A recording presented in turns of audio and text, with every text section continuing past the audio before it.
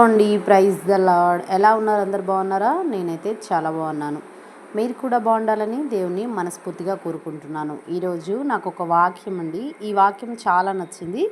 అందుకోసంగా నా వీడియోలో పెట్టుకోవాలని నేను ఆశపడ్డాను. ఒక్కసారి మీరు కూడా చూసేయండి. మత్తయి సువార్త 5వ అధ్యాయం అండి.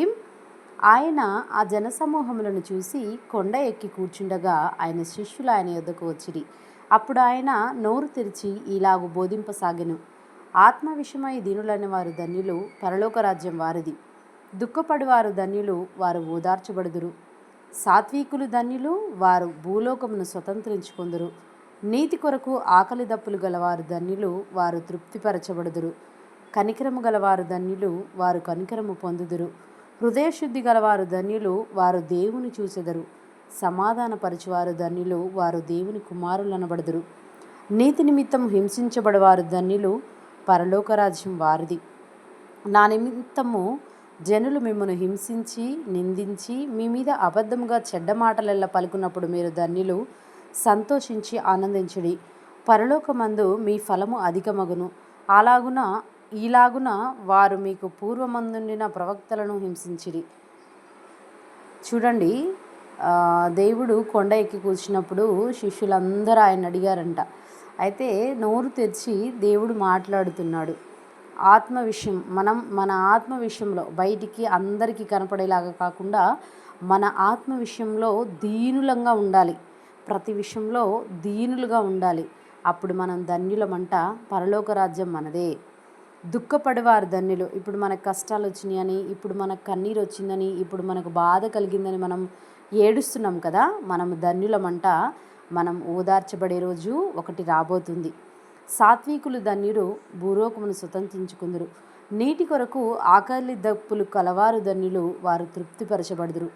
నీతి కోసం మనము అవినీతిగా బ్రతకడం కంటే నీతి కోసం మనం బ్రతికి, ఆ నీతి కోసము ఆకలైనా దప్పిక అయినా వేసినా కూడా మనం నీతి కోసమే బ్రతికామనుకో, అప్పుడు మనం ధన్యులమంట. మనం తృప్తిపరచబడతామంట. కనికరము గలవారు ధన్యులు, వారు కనికరం పొందుదురు.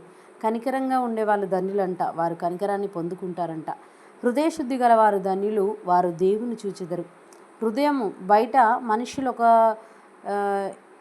లాగా మాట్లాడితే మనము ఇంకొకలాగా మాట్లాడి అలా ఉండకుండా హృదయాన్ని కూడా శుద్ధి చేసుకున్న మనం ధన్యులమంట.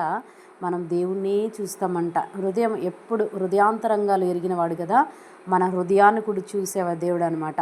హృదయాన్ని ఎప్పుడు శుద్ధిగా ఉంచుకోవాలి, పరిశుద్ధంగా ఉంచుకోవాలి. ఎవరో చూస్తారు, ఏదో చేస్తారని కాదు, కానీ మన హృదయం ఎప్పుడు శుద్ధిగా ఉండాలి. అప్పుడు మనం ధన్యులమంట. వారు దేవుని చూచెదరు. అప్పుడు మనం దేవుని చూస్తామంట. సమాధానపరచువారు ధన్యులు, వారు దేవుని కుమారులు. చూడండి, సమాధానంగా ఉండాలి. ప్రతి ఒక్కరితో గొడవలు కొట్లాటలు అలా లేకుండా ఉంటాయి, మన మనుషులంగా మనకుంటాయి, కానీ సమాధానంగా ఉండాలి. అప్పుడు మనం ధన్యులము. వారు దేవుని కుమారులు. అప్పుడు మనల్ని అంటారంట, వీళ్ళు దేవుని బిడ్డలు కాబట్టి సమాధాన పడుతున్నారు అని. నీతి నిమిత్తం హింసించబడవారు ధన్యులు. ఒకటి చూడండి, పైన నీతి నిమిత్తము, నీతి కొరకు ఆకలి దప్పులు ఉండాలి. అప్పుడు మనం ధన్యులం. అప్పుడు తృప్తిపరచబడతామంట. నీతి నిమిత్తము హింసించబడవారు అంటే నీతి కోసం చాలామంది హింసిస్తారంట. అప్పుడు మనం ధన్యులం. పరలోక రాజ్యం మనదే. చూడండి, ఇప్పుడు మనకి ఏది జరుగుతుందో అన్ని విషయాలలో మనం ధన్యులై ఉంటే అప్పుడు దేవుడు పరలోక రాజ్యాన్ని మనకే ఇచ్చేస్తాడంట. నా నిమిత్తము జనులు మిమ్మల్ని నిందించి హింసించి మీ మీద అబద్ధముగా మాటలు, చెడ్డ మాటలు, మామూలు మాటలు కాదు, దేవుని కోసం మనము కష్టపడి ఉంటే, దేవుని కోసం మనం బ్రతకాలనుకున్నప్పుడు మనల్ని నిందిస్తారు, హింసిస్తారంట. అప్పుడు మన మీద ఈర్ష్యతోని చెడ్డ మాటలు పలుకుతారు, అబద్ధం మాటలు పలుకుతారు. అప్పుడు మీరు ధన్యులు, సంతోషించి ఆనందించుడి. దేవుని కోసమే బ్రతుకుతున్నారు కదా, సంతోషించి ఆనందించాలంట. అప్పుడు ఏమైందో తెలుసా? పరలోక రాజ్యము మీ ఫలం, పరలోకమందు మన ఫలము అధికమవుతుందంట. ఇలాగున వారు మీకు